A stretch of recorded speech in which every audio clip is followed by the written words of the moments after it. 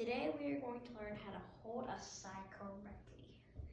If you watch Ninja Turtles, you would think this is how you hold a sigh, but that is wrong because Ninja Turtles only have 3 fingers.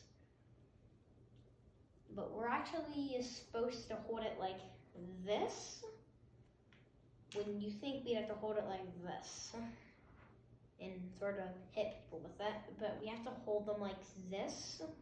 I don't know how to hold them all the way correctly, but this is all I know. And if you want to turn them around, imagine you're waving hello to someone, but don't move your hands.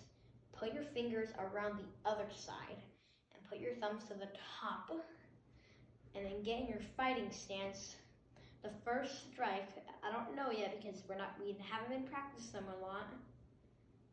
And we can go back and in, back and in, back, out, back, out.